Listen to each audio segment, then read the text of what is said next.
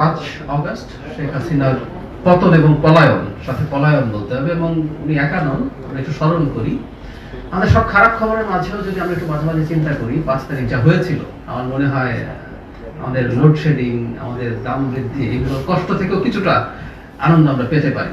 দল বল নিয়ে এই যে ধরুন শ্রীলঙ্কায় পতন হয়েছিল, গোতাবায়া রাজাপাকসে কি একেবারে কয়েক হাজার লোক নিয়ে পালিয়েছিলেন?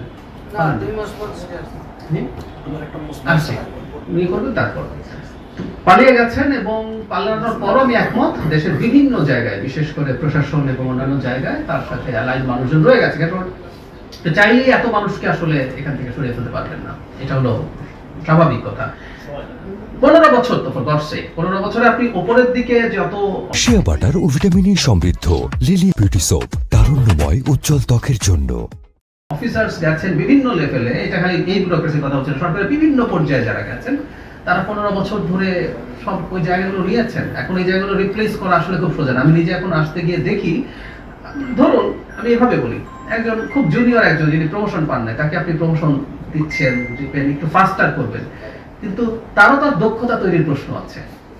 হঠাৎ করে আপনি কাউকে নিয়ে যাওয়া, কারণ অনেকগুলো ধাপে, প্রত্যেকটা ধাপে কিন্তু মানুষের শেখার ব্যাপার আছে। এই ধরনের জটিলতা আছে, চেষ্টা চলছে, কাজও চলছে, শুধু চেষ্টা না, কাজও চলছে। আবার এমন ভাবে কাজটা করা হয় নাই যে যাতে সিস্টেমটাই, ভঙ্গুর সিস্টেমটাই শেষ হয়ে যায়, ভাঙাটা আরো ধ্বংস হয়ে যায়। কারণ দিনের শেষে আমাকে মানুষকে সার্ভিস দিতে হবে। আর প্রধানমন্ত্রীর ব্যাপারে আমার সাবেক শেখ হাসিনার কথা বলছি, তিনি যখন বক্তব্য দিচ্ছেন, এর আগের বারও আমরা একটা ব্রিফিং দিয়েছি, পত্রিকাগুলোকে একটা নির্দেশনা দিয়েছি, আমি আমার চোখে পড়েনি যে তিনি আবার বক্তৃতা করবেন এই ধরনের নিউজ যদি কেউ দিয়ে থাকে।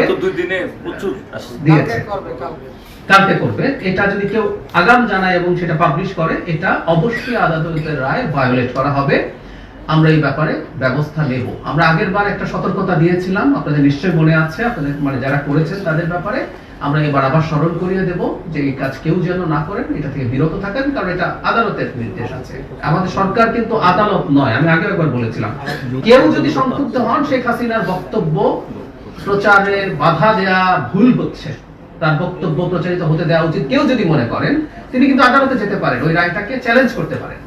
বাট আনলেস আদালত এরকম একটা রায় দিচ্ছে, এটা মেনে চলা প্রত্যেকটা প্রতিষ্ঠান, প্রত্যেকটা ব্যক্তির জন্য কর্তব্য। এবং সরকারের কাজ হচ্ছে আদালতে যে সিদ্ধান্ত আছে সেটা এক্সিকিউটেড হচ্ছে কিনা, সরকার তো এক্সিকিউটিভ, সেটা ব্যাপারে ব্যবস্থা নেবে। আপনাকে বলার জন্য ধন্যবাদ। আমি এই ব্যাপারে নিশ্চয়ই আমরা আবার একটা সবাইকে স্মরণ করি।